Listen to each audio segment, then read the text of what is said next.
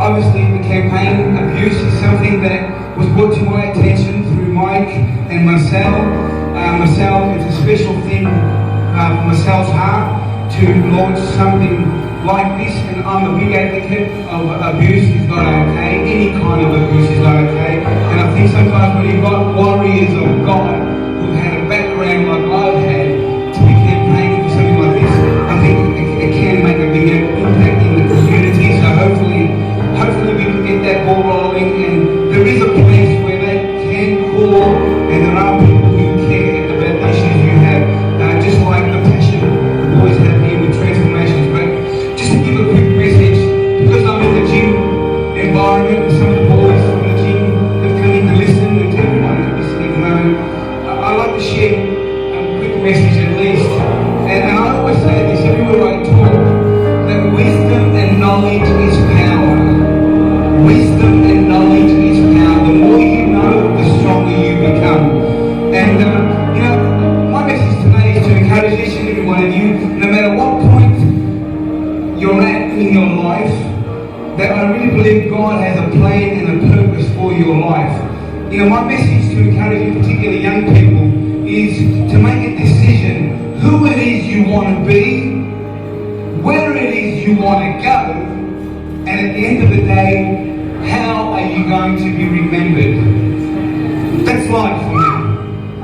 And I want to encourage young people that, if you have a burning desire, have a dream, and you want it real bad, then there's nothing that can stop you from achieving it.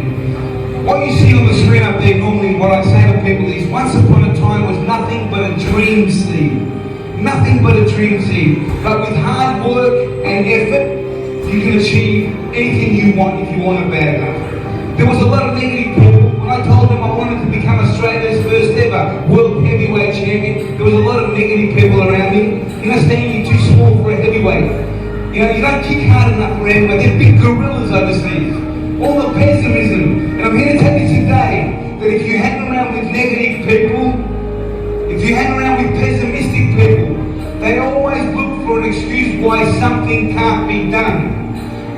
If you hang around with negative people, I'm here to tell you today that they will rob you from your dreams. My mum always told me, if you hang around with clowns, you're going to end up in a circus. And she's right. It's very important who you hang around with. If you have desires to become a great fighter, a great champion, in any kind of field, and it's very important to find people to hang around that have got similar desires. You can't have a dream of becoming a champion in a sport when you hang around with guys that do drugs and have late nights and they're up to no good. It's the bottom line. You've got to know that you can't hang around with people like that, because they will bring you down.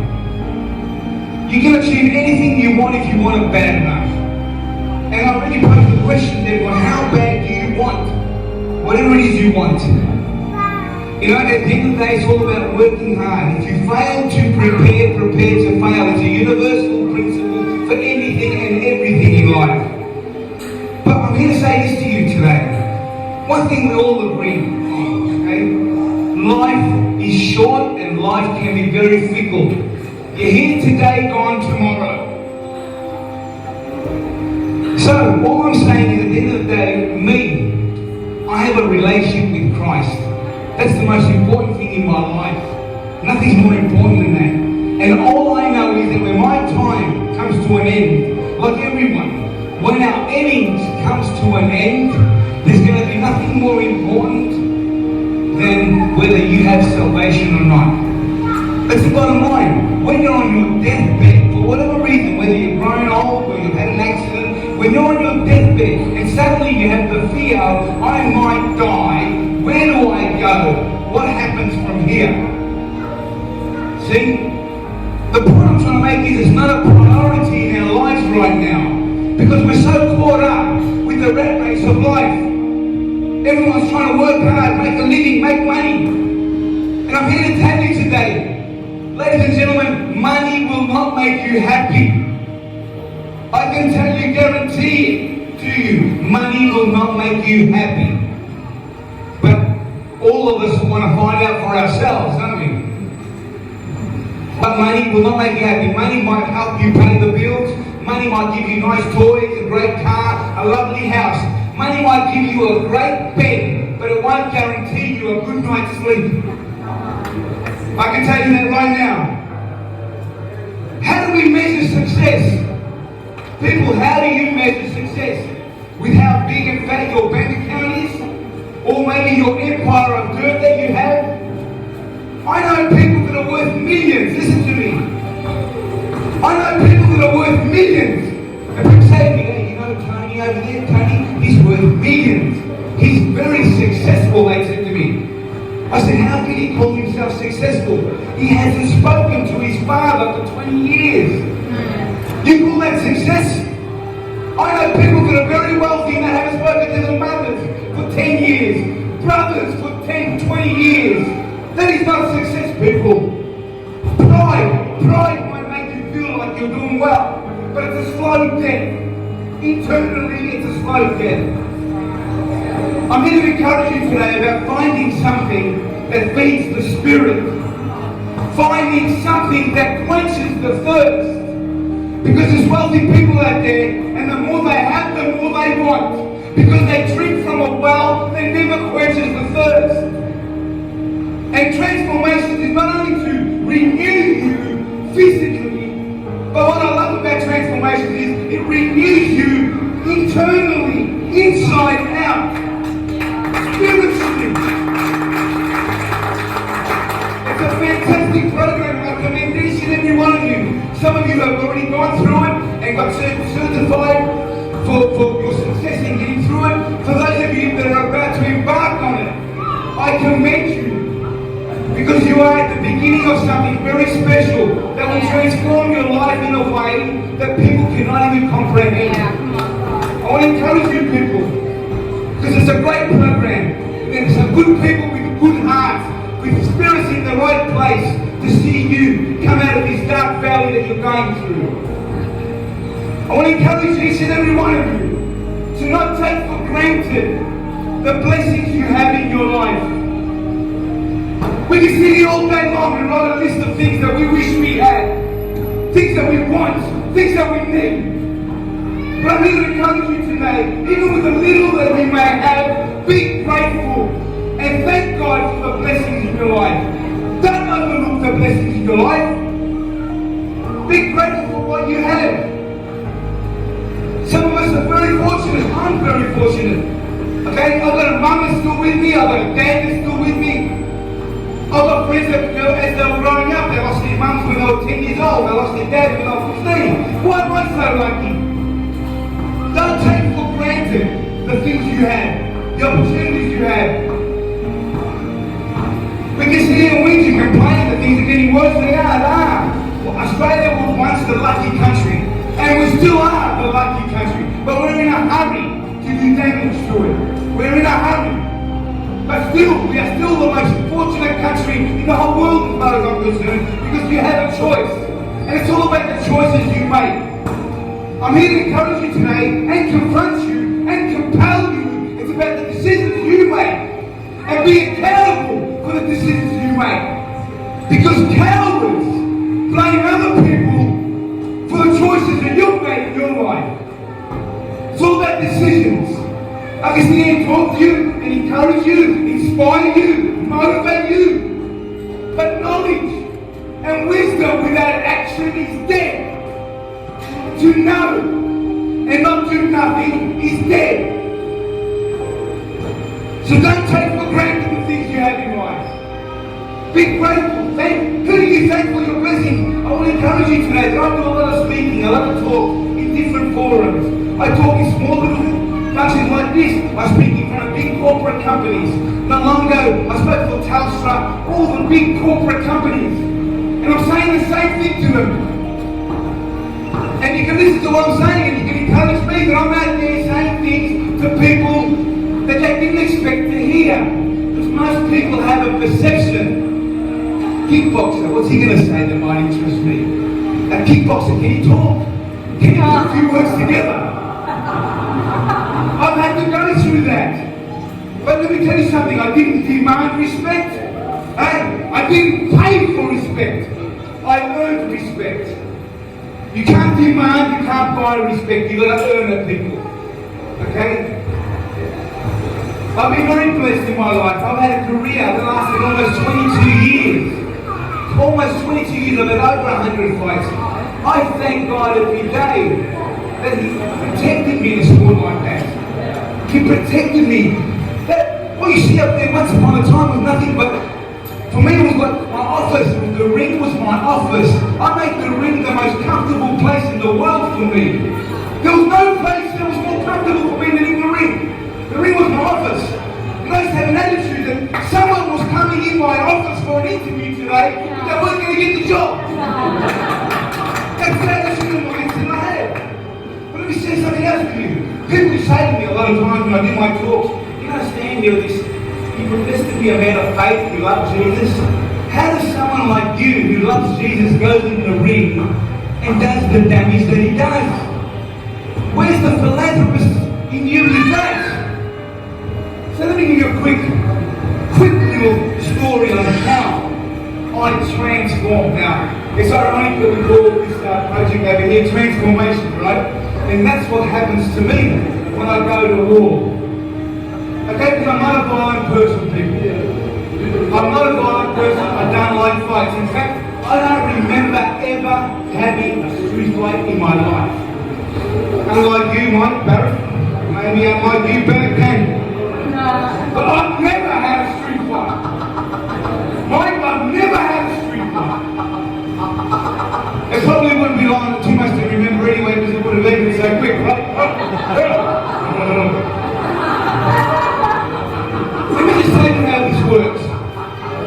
Hey, I don't walk around. I don't know how a heavyweight champion of the world is supposed to walk around, but I don't walk around like this. And some people might say I have the right to walk like that. Because I know I can fight, bro. Hey, I know I can fight. I can kick down any door you put in front of me. I'll kick it down any door you put in front of me. But my attitude is, why not open it by the hand? Why kick the door down? That's because of what lives in me. When I walk down the street, somebody bumps into me, hey, excuse me, sorry sir, it costs nothing to be nice. Why? Because of what lives in me. When I go to fight, and I used to go to fight with my team, when we went to the venue, I was a calm, cool, humble, very nice, white people, stay composed. I've done all the hard work. When you're on the way to the venue for the fight, it's too late to do any preparation, right? But I've done the hard work. But the procedure that took place, I want to share with you. The procedure that took place is like this. When I went to the venue, and I say hello to a few people, then we go to the change room. We go to the change room, and in the change room, there is something that takes place. A procedure that takes place. And what would happen is, I would end up going in a corner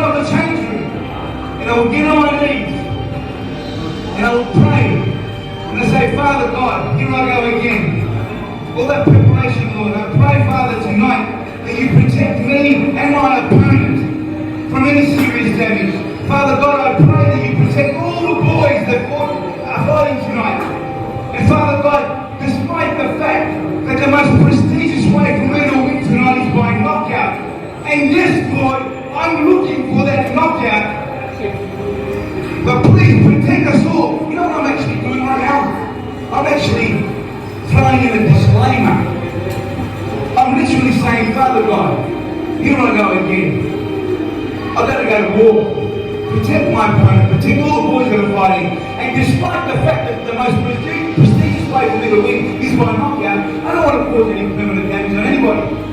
But the truth is that once I say that prayer, once I complete that prayer, and as I get up, and when I turn around, I'm no longer stand the philanthropist, stand the man of faith. I am now transformed into stand the man, the warrior, with a mindset like a gladiator. And when I enter that ring, my mindset is better he dies for his country than me die for mine. Now that sounds kind of real, and God works in mysterious ways. Okay, and God uses some of his men and women of faith sometimes in dark places. Today, I have the privilege and the honor of serving God in a lot of dark places. But God is doing a lot more than that today. Ladies and gentlemen, today I get the opportunity to do a lot of big talks in corporate companies. You know, corporate companies where they won't come and hear a message like this at church, but my attitude is the message has come to find them. Yeah.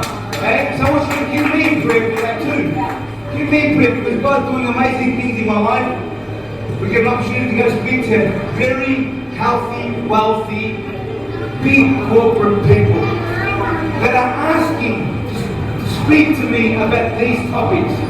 So God does amazing things. Don't ever think that God can't change someone. If you know someone that's going through something, don't be negative and pessimistic and think God can't change him. This guy cannot be changed. I'm here to tell you today, there's nothing too big, nothing too small that God can't transform and renew and make you new again. I want to encourage you with that. Please don't let me just come here and share a little bit with you just to entertain for half an hour. Please take something away. There's some merit to what I'm saying. There's some value to what I'm saying. Take it away. Ponder about it. Massage it with God. Talk about it. Think about it. Pray about it. Because God is real, and God is as real as you allow him to be. There's a scripture in the Bible. Jeremiah 29 verse 13, if I remember correctly, Pastor Richard. Jeremiah 29 verse 13 said, if you seek me with all your heart, I'm there to be found. God is not playing hide and seek with you. God knows how bad you need him. Okay? People say to me all the time, but God is so good, Stan. God is in everybody. God is not in everybody. Was he in the heart of Charles Manson when he was killing people? Is he in the heart of all these serial killers? No. God is knocking on the door of your heart, asking, let me in. Let me be your spiritual coach. Let me be your life coach. You know, as fighters, we can have coaches in the gym, coaches with weights, coaches with fitness, coaches with the drills and skills of kickboxing. But we need a life coach. And there's no better life coach than Jesus Christ. I thank you, God bless you all.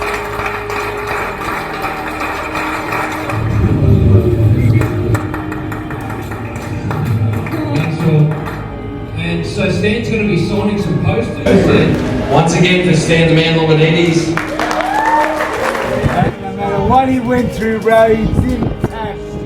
Alright? Tyler, right here.